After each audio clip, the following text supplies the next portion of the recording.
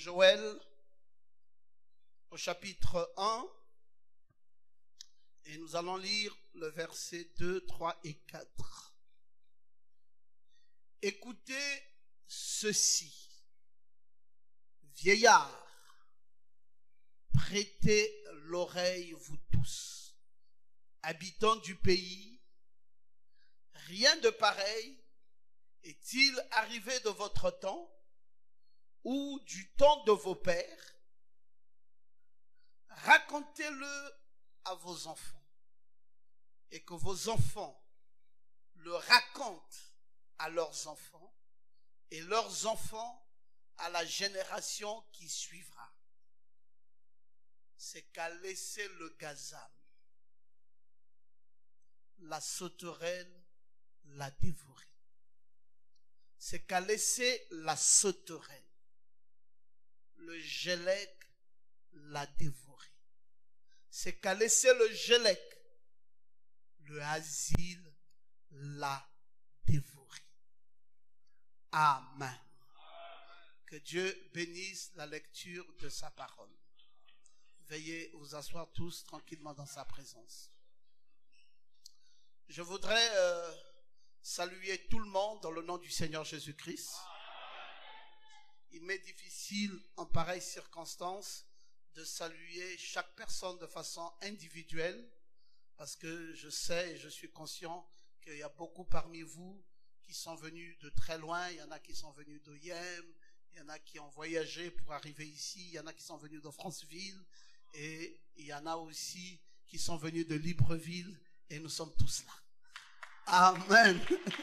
Et donc, il est très difficile de commencer par saluer un à un, et ça fait très longtemps que j'ai vu beaucoup aussi également. Ben, écoutez, soyez bénis dans le nom de Jésus. J'avais commencé ce petit message le dimanche, mais j'avais été dérangé par mon ordi, et donc je voulais le continuer et puis le terminer. Et le message, je l'avais intitulé « De la chenille au papillon ». De la chenille au papillon. Et quand vous voyez un texte pareil, il est très difficile pour vous d'imaginer que dans ce texte, que l'on puisse parler de la chenille, parce que dans la vérité, on est en train de nous parler du gazam, de la sauterelle. On est même en train de nous parler du gélec. Et enfin, on nous parle du asile. Mais avant que le prophète Joël n'ait demandé, ne nous ait parlé de ces insectes, il a tiré notre attention sur le fait que ce qu'il devrait dire est important à ses yeux. Et il a attiré l'attention des vieillards. Il a dit, vieillards, prêtez l'oreille. Vous les habitants du pays, attention, qu'est-il arrivé? Jamais pareille chose n'est arrivée, même pas au temps de vos pères. Et racontez cela à vos enfants, mais que vos enfants ne se limitent pas à raconter à leurs enfants, mais même les petits-enfants qui viendront à des générations futures, que la chose leur soit racontée. C'est quoi que le prophète Joël veut que l'on raconte d'une génération à une autre, d'une génération à une autre, jusqu'à des générations très lointaines? Il voulait qu'on leur dise de savoir que ce que le gazam a laissé, la sauterelle a dévoré. Et ce que la sauterelle a laissé, le gélec a dévoré. Et ce que le gélec a laissé, le asile a dévoré. C'est tout. C'est tout, prophète Joël. C'est tout ce que tu veux que des générations entières et même lointaines puissent savoir. C'est quoi ton message derrière le gazam, la sauterelle, le asile? Qu'est-ce que tu veux? Qu'est-ce que tu veux enseigner par ça? Qu'est-ce que tu veux que les générations futures apprennent? Qu'est-ce que tu veux qu'ils retiennent de ta leçon? On se serait arrêté à ce texte on aurait simplement dit, bon, écoute, c'est un prophète qui a parlé, on ne sait pas, peut-être que c'était pour cela, mais c'est jamais pour nous aujourd'hui. Mais gloire soit rendue à l'Éternel qui nous a envoyé le prophète William Branham. Voici ce que le prophète nous enseigne. Il va prendre tout un message qu'il va intituler le gazam, la sauterelle, le gélec et le asile. Il va prêcher ça.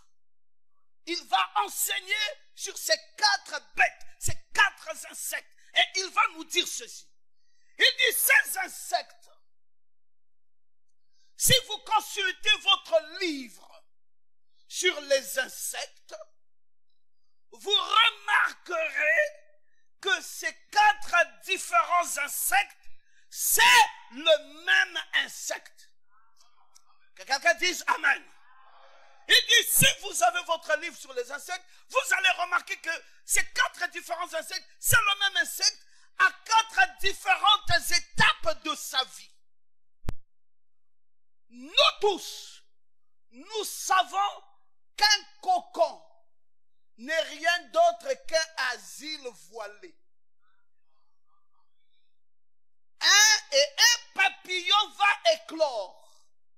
Et un papillon, c'est un asile avant l'éclosion. J'avais que quelqu'un dise Amen bien. Quand donc le prophète Joël commence à nous enseigner sur ces 4 insectes, le prophète Joël ne nous dit pas que ces 4 insectes constituent le même insecte. Il nous dit simplement à retenir, à ne jamais oublier, très important, même pour des générations futures, c'est que le gazam a laissé, la sauterelle a dévoré, etc., etc. Mais quand Branham vient, il nous dit attention, retenez, je veux vous dire une chose. Ces 4 différents insectes, c'est le même insecte. Mais il dit sauf que ces 4 différentes étapes de leur vie. Il dit nous savons qu'un cocon n'est rien d'autre qu'un asile voilé. Et il dit un papillon va éclore. Et un papillon c'est un asile avant l'éclosion. Donc ça veut dire que le asile c'est quoi? Le asile c'est la chenille. Oh, je n'ai pas entendu quelqu'un qui dit Amen. Parce que c'est après qu'il y a l'éclosion de la chenille que l'on retrouve le papillon. Alors donc, le asile, c'est la chenille. Il dit le gazam, la sauterelle et autres, il dit c'est le même insecte. Branham continue.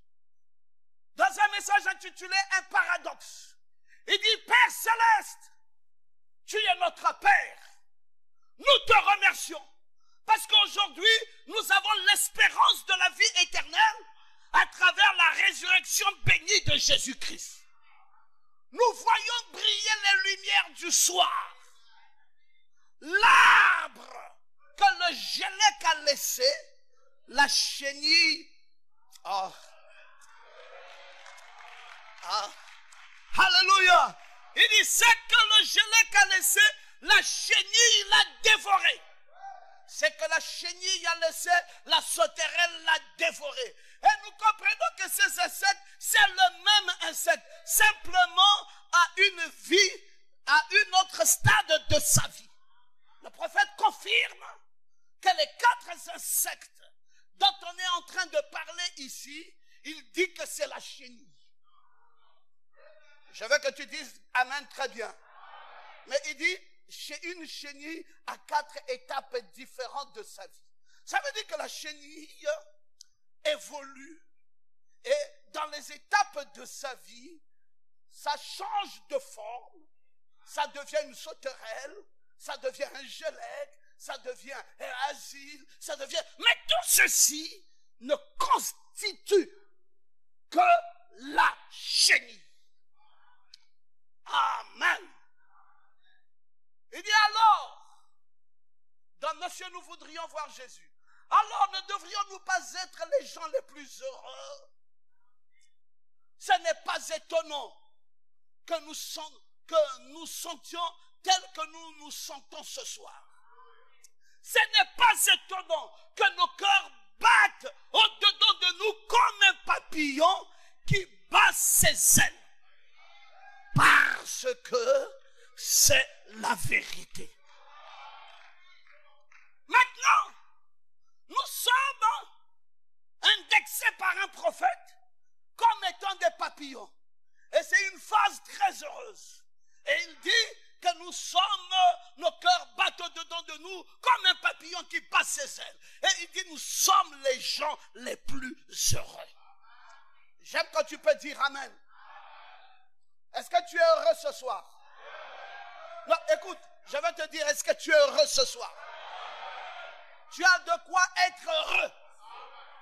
Parce que le Seigneur, dans sa grâce infinie, t'a invité à sa merveilleuse table. Ce n'est pas n'importe qui bénéficie la grâce d'une invitation du roi des rois. Oh, non, non, non. Regardez, pendant que nous sommes à la fin de l'année, il y en a qui vont aller se casser la gueule dans les boutiques. Il y en a qui vont aller se casser la gueule dans les bars. Il y en a qui vont aller s'enivrer. Il y en a pour qui on va faire des opérations de tête parce que quelqu'un aurait cassé la bouteille sur sa tête. Mais toi, un simple homme, un jour comme celui-ci, ou un jour où tout le monde va crier « Bonne année !» Tu as reçu une carte d'invitation. Et qui t'a invité? C'est le roi des rois, lui-même. Le roi des rois, lui-même. Il t'a invité où? Il t'a invité à sa table. Il a dit ce soir, en ce jour de l'an, toi, tu vas manger avec moi à ma table. Oh, je pensais que tu pouvais dire Amen. Il y a un homme comme ça qui avait aussi été invité à la table des rois. Mais c'était quelqu'un, un impotent. Il était perclus. Il n'avait pas de pieds. On l'a soulevé. Alléluia. Parce que son aïeul avait traité une alliance avec David. Et à un moment donné, David s'est souvenu de l'alliance qu'il avait traitée avec Samuel. Et il a dit à Méphibosheth, il a dit, mais ce Méphibosheth, où est-il? On a dit, Méphibosheth, c'est quelqu'un qui est vraiment parmi les gens de ta cité, la personne la plus basse qui soit. C'est lui, Méphibosheth. Il ne peut même pas se soulever. Il ne peut même pas venir à ta table. Il est perclus. Il n'a pas de pied. Il est misérable. Il est pauvre. Il est souffrant. David dit, peu importe la condition dans laquelle Méphibosheth est, qu'il soit perclus, qu'il soit infirme, qu'il soit malade, qu'il soit brisé, qu'il soit pauvre, qu'il soit ridicule. Moi, David, j'avais traité une alliance avec son aïeul Samuel. Oh, je croyais que tu pouvais dire Amen. Moi, j'avais traité une alliance de vie, une alliance de paix, une alliance de joie avec son aïeul. Maintenant que je m'en suis souvenu, dites à cette firme de venir ici. On dit, mais roi, qu'est-ce que tu vas faire? Il y avait les gardes qui étaient là. Le roi a dit, ouvrez la porte. Faites-moi venir cet homme. On l'a soulevé. Un perclus, il n'avait pas de pieds. Il était sale. Il ne pouvait pas. Les gardes ont dit, mais un tel homme ne peut pas aller dans la table du roi. Oh, c'était moi, mes frères. Je voulais vous dire ce soir que ce perclus-là, c'était moi. Un homme indigne. Un homme incapable d'être invité à la table du roi. Mais le roi va dire, changez ses vêtements. Oh, le roi va dire, nettoyez-le. Le roi va dire, parfumez-le. Le roi va dire, installez-le à table. Je pouvais me représenter les colonels qui étaient là. Ils n'avaient jamais eu le privilège que Méphibosheth avait eu ce jour-là. Et je pouvais voir Méphibosheth les regardant. Les regardant et dit, vous pensiez que moi là, je n'étais rien. Mais il y a une alliance. Il y a une alliance qui m'amène jusqu'ici. Je voulais vous dire, mes amis, point n'est besoin d'être culpabilisé ce soir. Il y a une alliance qui t'a amené ce soir à cette invitation, il y a une alliance. Alléluia! C'est une alliance que tu avais traitée avec Dieu bien avant la fondation du monde. Dieu se souvient toujours de cela. Et il dit, amenez-moi Méphibosheth.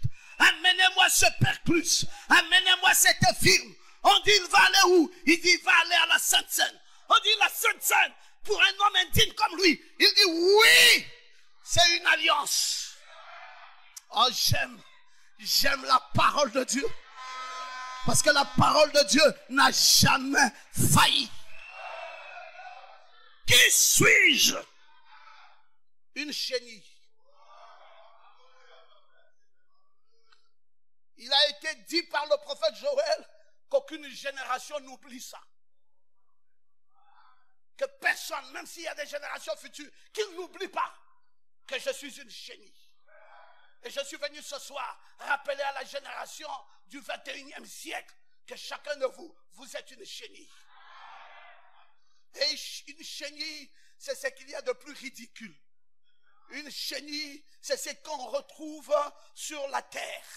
Une chenille, c'est ce que nous pouvons écraser à n'importe quel moment. C'est ce qu'il y a comme dédain. C'est quelque chose qui n'a aucune valeur.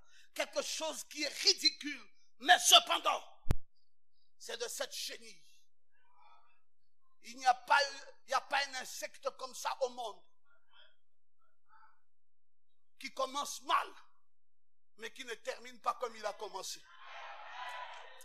Vous savez, la vie chrétienne, ce qu'il y a de magnifique dans la vie chrétienne, c'est que là où vous avez commencé, ce n'est pas là où vous terminerez. Je ne vous ai pas entendu dire Amen. Dites Amen bien fort. Là où tu as commencé, tu es pécheur. Là où tu as commencé, tu es un homme ridicule. Là où tu as commencé, tu es un ivrogne. Là où tu as commencé, tu es un adultère. Là où tu as commencé, tu es un bagarreur. Là où tu as commencé, tu es un fétichiste. Mais est-ce que c'est là où tu termineras? Dis au voisin d'à côté, ne tiens pas compte de là où j'ai commencé, s'il te plaît. Non, dis à ton voisin, j'aimerais que tu voies comment je vais finir. Parce que si tu commences à me juger comment j'ai commencé, tu ne sauras jamais comment j'aurai terminé ma vie. J'ai commencé comme étant une chenille. Oh, j'aime quand tu peux dire Amen. La chenille, c'est quoi? La chenille s'enveloppe dans un cocon jusqu'à se transformer en chrysalide.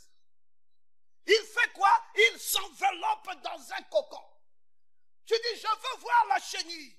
La chenille te dit, vois-moi à travers un cocon. Mais pourquoi tu t'enveloppes?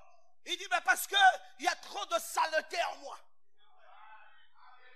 Mais pourquoi tu t'enveloppes? Il dit, mais il y a trop d'impureté en moi. Il dit, maintenant, qu'est-ce que tu veux que nous fassions de toi, chenille? Il dit, regardez-moi à l'intérieur d'un cocon. Ça, c'est la première chose à retenir. Dis Amen. Dis, moi, je suis enveloppé. Dis au voisin d'à côté, même toi, tu ne me connais pas. Non, tu ne me connais pas. Je suis où? Je suis enveloppé. Une chenille commence d'abord par être enveloppée dans un cocon jusqu'à se transformer. À l'intérieur de la chrysalide, la chenille connaît de nombreux changements. Ça commence par son corps. Le corps de la chenille évolue et se réorganise pour répondre aux besoins du futur papillon. Donc, quand il rentre à l'intérieur de ce cocon, il est en train de se réorganiser. C'est ce qu'on appelle la préparation. Oh, je pensais qu'il y avait des gens ici qui diront Amen. Il est en train de faire quoi? De se réorganiser. Mon frère, j'aimerais que de la même manière que tu as aimé venir dans la maison de Dieu, le 31 décembre, ma prière pour toi, c'est que cette chose-là demeure à jamais en toi. À partir de ce jour, parce que dans la vie d'un vrai chrétien, il y a ce qu'on appelle une réorganisation intérieure. Tu ne peux pas rester le même chrétien année après année. Je ne t'ai pas entendu dire amen. Tu ne peux pas rester le même chrétien tout le temps. Tu dois suivre un processus. Et le processus même de ta vie, c'est le processus de la réorganisation. Tu travailles ton mental. Tu travailles l'intérieur de toi-même. Tu prépares ton âme à quelque chose de plus glorieux. On dit amen. Alors, ce corps évolue, s'organise et se réorganise parce qu'il doit répondre à un besoin futur. Mais non, il n'y a pas que son corps. Le cerveau de la chenille, même ses yeux, et encore même ses antennes grandissent.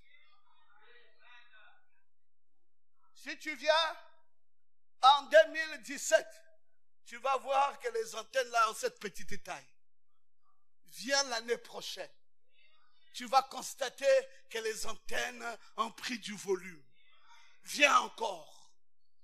Les yeux font la même chose. Les antennes font la même chose. Et tout grandit en lui, et même son cerveau. Maintenant, ce n'est pas tout. Il y a la trompe.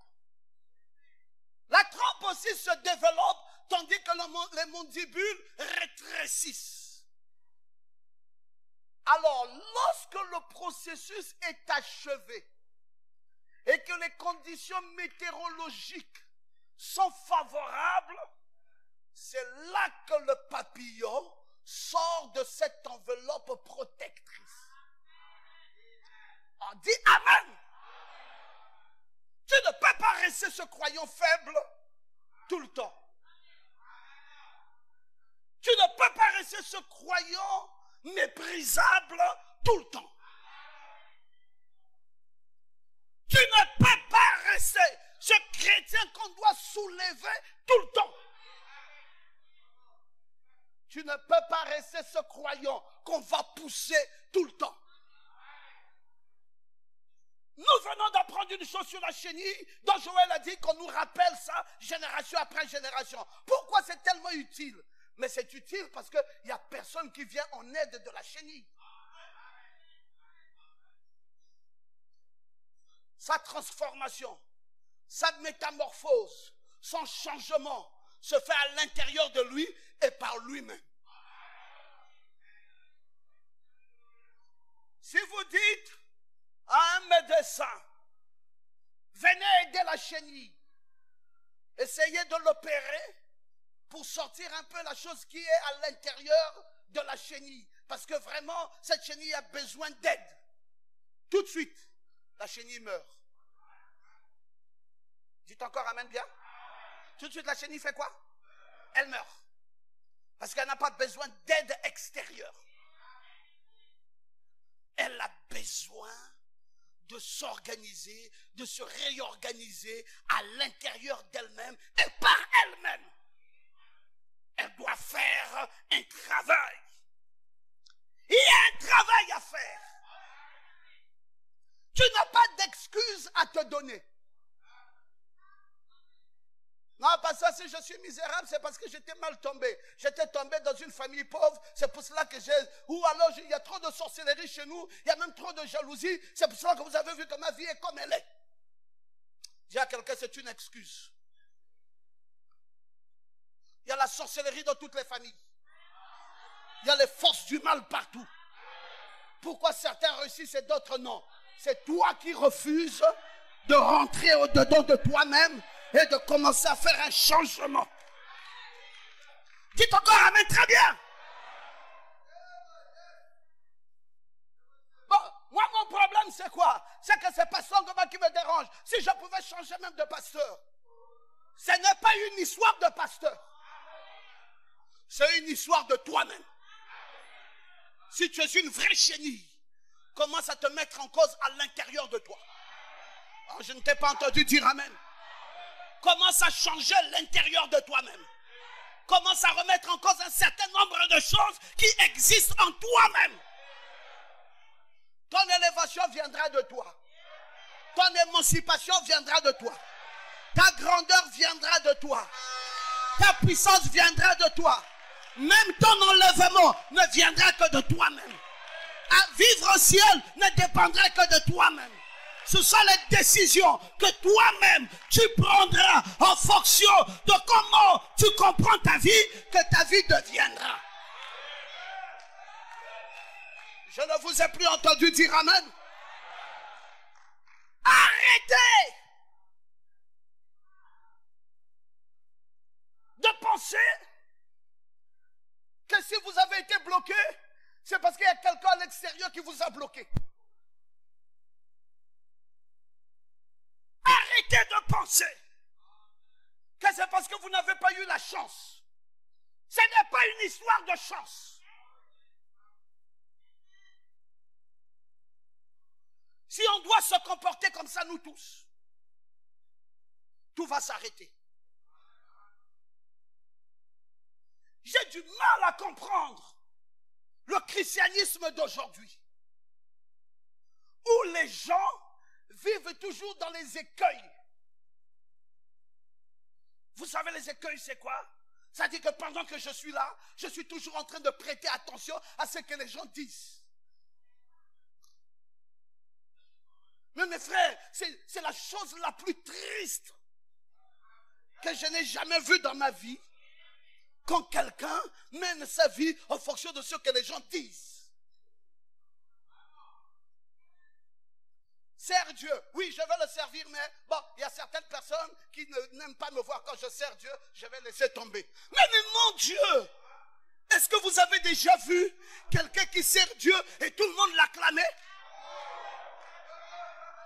Mais c'est quand même, il y a certaines personnes qui ne sont pas d'accord, ou qui ne t'aiment pas, ou qui ne veulent pas. C'est là même le signe que Dieu est avec toi.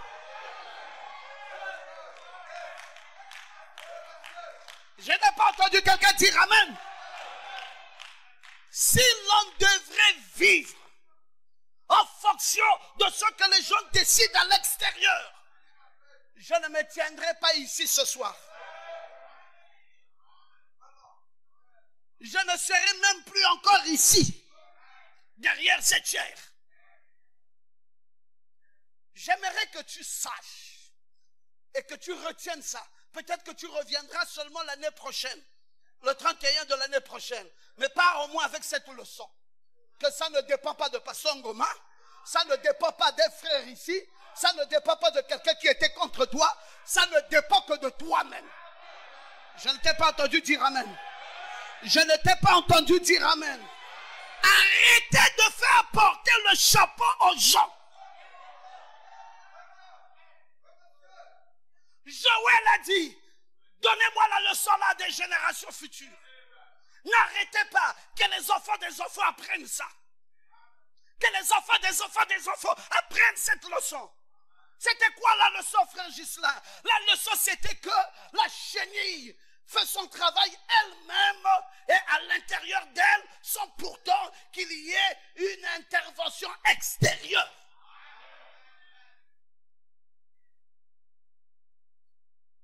Mon cher Olivier, c'est pas possible que la chenille puisse avoir une influence extérieure. Quand la chenille est chenille, donc qu'elle est basse, qu'elle est vulnérable, qu'elle ne vaut rien, pendant qu'elle est chenille, elle est en train de se dire en elle-même, cette condition-ci, je vais les surprendre demain.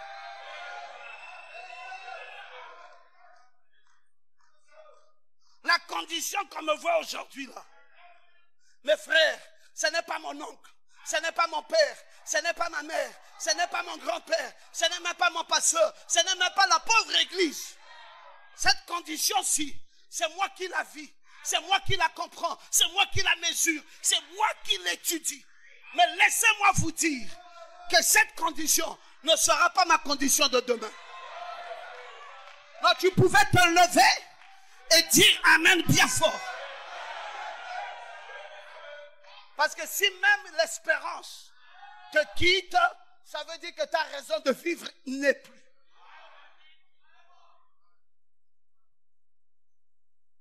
Regardez comment un chrétien vit. Un chrétien, aujourd'hui, voilà sa taille. Revenez demain. Voici sa taille.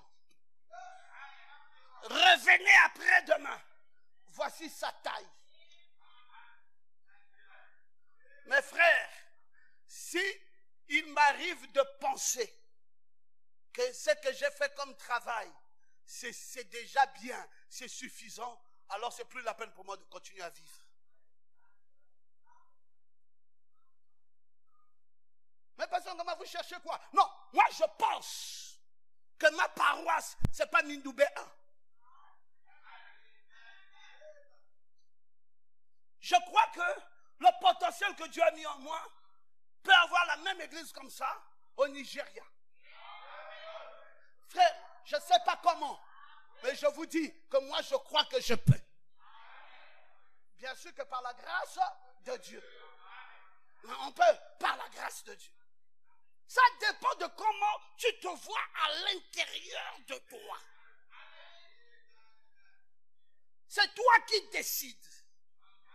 C'est toi qui vois. C'est toi qui comprends. C'est toi qui veux. C'est toi qui médites.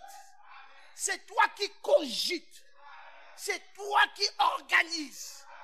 C'est toi qui t'es dit. Pas quelqu'un d'autre. Oh, les collègues sont contre moi. Qu'ils soient contre moi. Gloire à Dieu. Frère, si vous savez comment le monde a évolué, le monde a évolué grâce aux guerres. Vous voyez aujourd'hui, il y a les GPS. Les GPS là sont sortis. Ces nouvelles technologies ne sont pas sorties pour des besoins en temps aisé. L'homme a réfléchi quand ils sont rentrés dans des guerres. Et maintenant, on ne sait pas comment attaquer là-bas. On ne sait pas comment faire. Alors, ils ont travaillé. Pour des raisons de guerre. Ils ont développé les GPS. Ils ont développé des talkie-walkie. Ils ont développé des téléphones sans fil. Ils ont développé pour des raisons de guerre. Frère, c'est quand même vous êtes oppressés. C'est quand même, il y a un ça ne va plus. Que le meilleur de toi sort.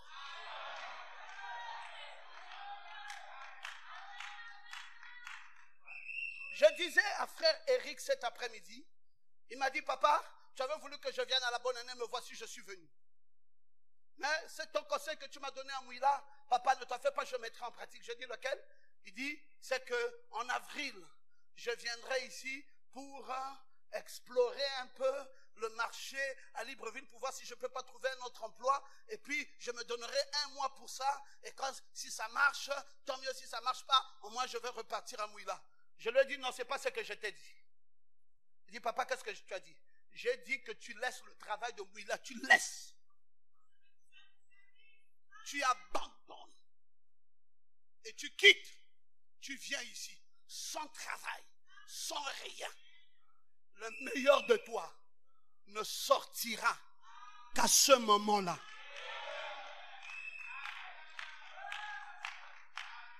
Je lui ai dit, tu connais ce qu'on appelle le vieux bateau norvégien? Il dit, papa, je ne le connais pas. Je dis, je vais t'enseigner. Ils sont allés, ils ont traversé la Méditerranée. Ils ont traversé le Pacifique. Ils sont arrivés aux États-Unis. Ils étaient arrivés là pour la guerre. Et après avoir traversé traversé. Ils avaient un bateau. Les soldats ont dit aux généraux qui étaient là, général, le bateau est là. Quand nous allons partir nous battre, dès que nous allons sentir que l'adversaire est plus fort, alors nous prendrons du recul très vite.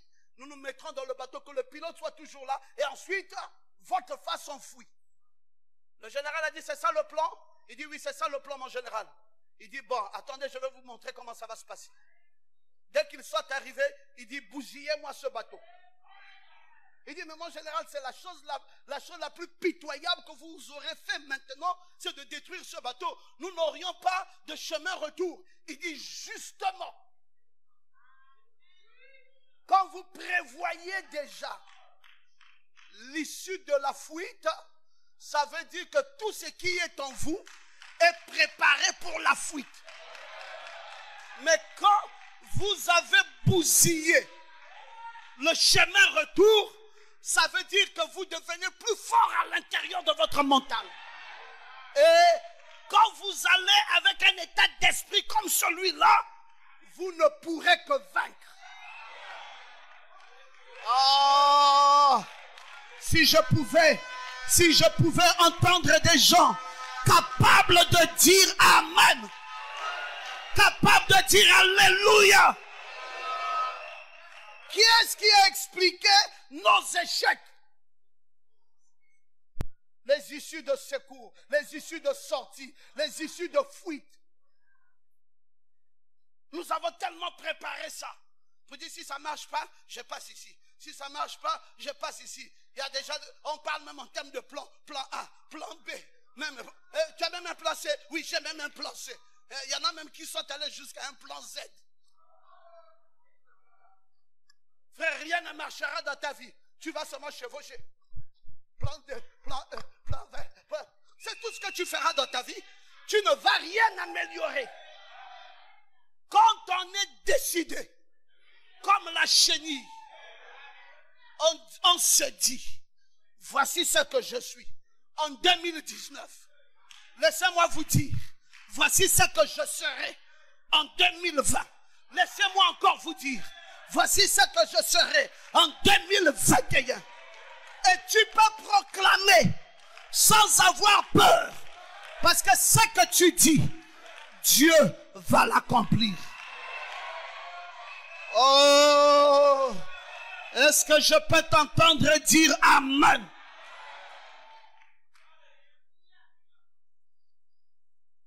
La pensée, la vision, la communication, la foi et même l'incrédulité, parce que c'est mandibule, c'est l'incrédulité. La trompe, c'est la foi. Les antennes, c'est la parole communicante. Les yeux, c'est la vision. Le cerveau, c'est la pensée. Et les 5 sens, tout ça grandissent. Il n'y a qu'une vraie chenille qui sait qu'il faut faire grandir sa vision. Nous avons des drôles de chenilles ici. Au lieu que la vision monte. Dites encore Amen. Frère, on ne te voit plus dans la foi. Qu'est-ce qui ne va pas? Anna, frère, je suis découragé. Est-ce que c'est le moment d'être découragé? Qui t'a découragé? Oh frère, vraiment le Seigneur, je prie comme si je ne priais pas. Je sens comme si le Seigneur vraiment n'agit plus.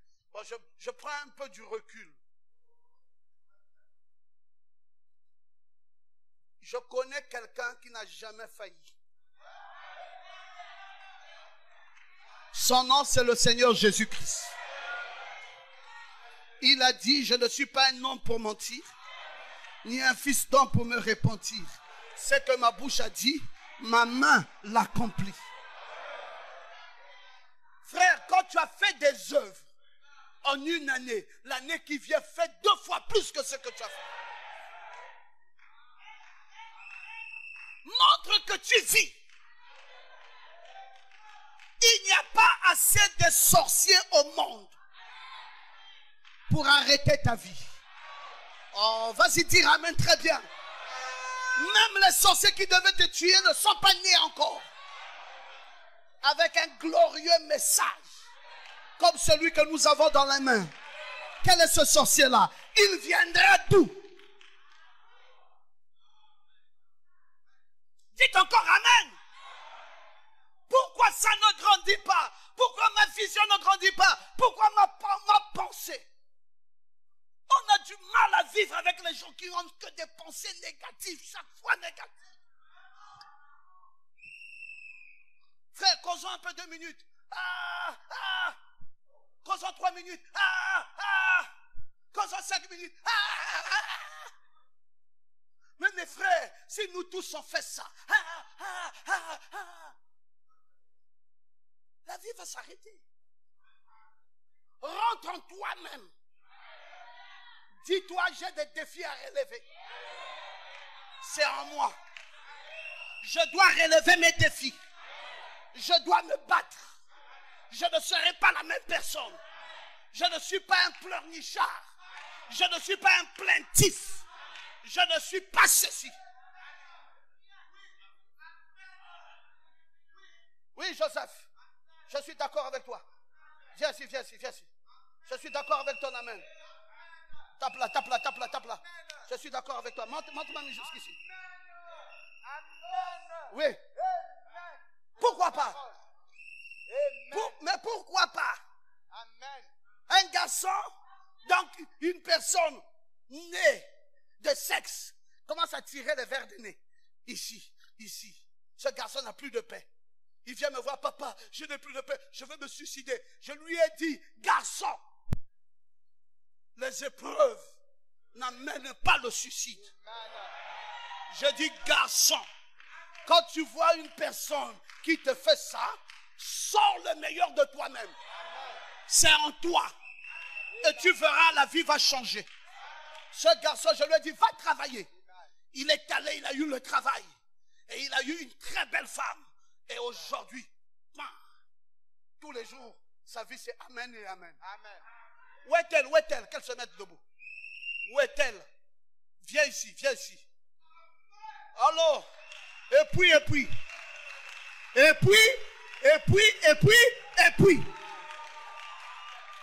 Qui a dit qu'il y a des gens qui ont le droit de ridiculiser les vies des autres?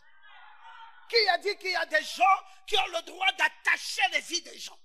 Qui a dit qu'il y a des gens qui ont le droit de nous mépriser, nous ridiculiser, comme si la vie ne va s'arrêter qu'avec toi? Je dis à ce garçon, la vie ne s'arrêtera pas avec ce Y ou avec ce Z. Va chercher le travail. Sors ce qu'il y a au-dedans de toi. La plus belle femme sortira. Et une chrétienne. Et une engagée. Et aujourd'hui, c'est sorti. Que Dieu te bénisse. Dis encore amen fort. Voilà. Va t'asseoir. Alors, et puis. J'aimerais que tu acclames ton Dieu. J'aimerais que tu saches qu'il n'y a personne qui peut te ridiculiser. Dis avec moi, il n'y a personne. Il n'y a personne qui peut t'arrêter. Dis avec moi, il n'y a personne. Il n'y a personne qui peut te bloquer. Dis encore avec moi, il n'y a personne. Ça dépend de ce qui est dedans là. Quand ce qui est dedans change, quand ce qui est dedans se développe, quand ce qui est dedans prend conscience, quand ce qui est dedans grandit, mes frères, les résultats deviennent différents.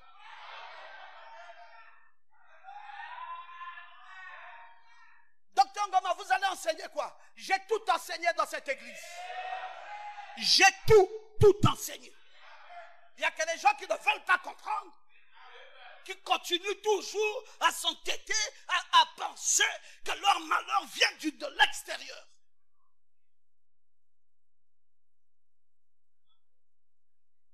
Toi, ton malheur vient d'où? De nulle part.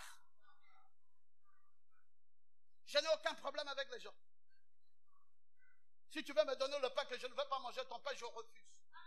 Et je suis libre. de manger comme de refuser. Je ne suis pas esclave. Dites encore amen très bien. Pourquoi faut-il toujours être remorqué sur les têtes des gens? Je suis une chenille qui connaît sa condition. Dites encore amen. Qui sait que la condition d'aujourd'hui n'est pas la condition de demain. Suivant ceci, Branham dit, Élie était un homme de la même nature que nous. Est-ce juste? Il avait ses hauts et il avait ses bas. Il n'était pas un être angélique, mais il était un homme. Il était un gars à l'aspect rude. Il était quelqu'un au corps poilu. Et encore quelqu'un aux cheveux hérissés comme une chenille. Hein? Comme qui? Élie était comme ça. Aux cheveux hérissés comme une chenille. Sa barbe pendait comme cela. Il était ceint d'un morceau de cuir. S'il venait mendier à votre porte, vous le chasserez probablement. Vous voyez, mais sous cette peau brune battait un cœur qui était fidèle à Dieu. Frère, pas l'apparence. C'est pas ce qui m'importe. Moi, je veux savoir qu'est-ce qui est à l'intérieur. Oh, dites amen. Papa Nathanaël, il avait des cheveux hérissés comme une chenille. Son nom était Élie, mais au-dedans de son cœur. Voilà quelque chose. Mon frère, au Logos, on ne te jugera jamais.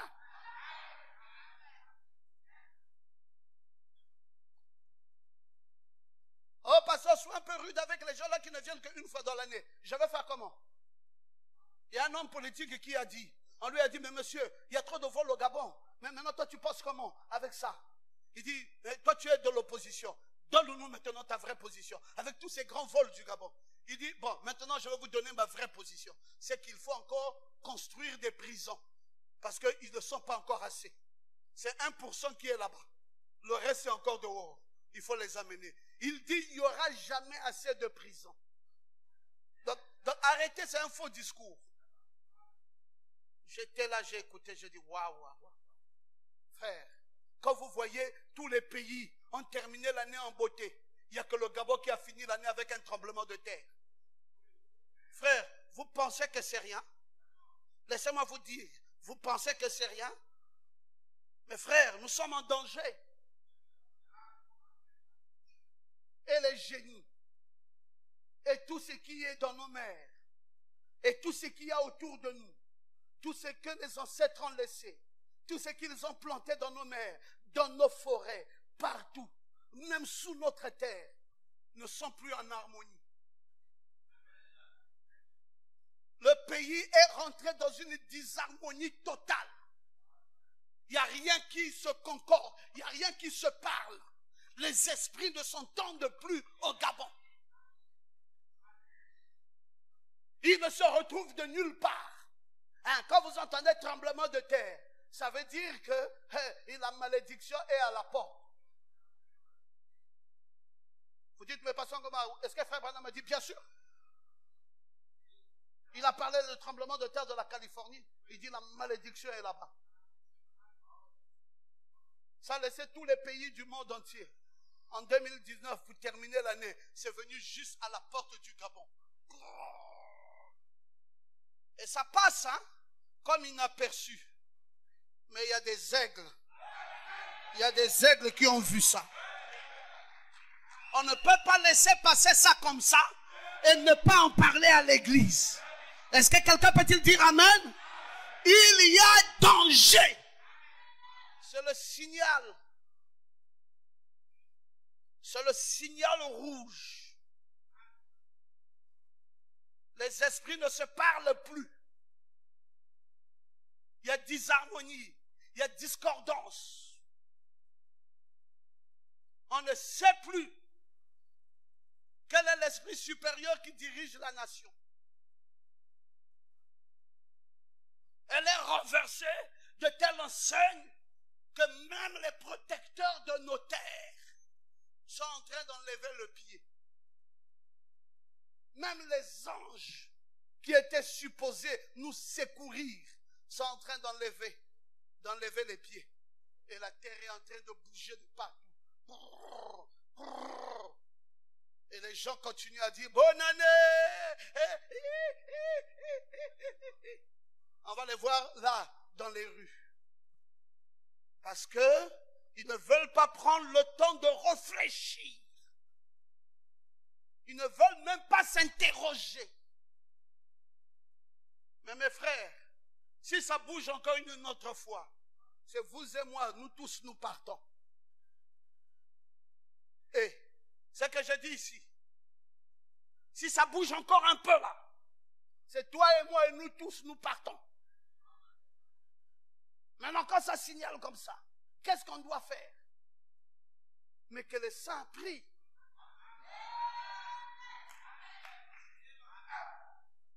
Que ceux qui ont la charge de prier élèvent la voix pour la nation.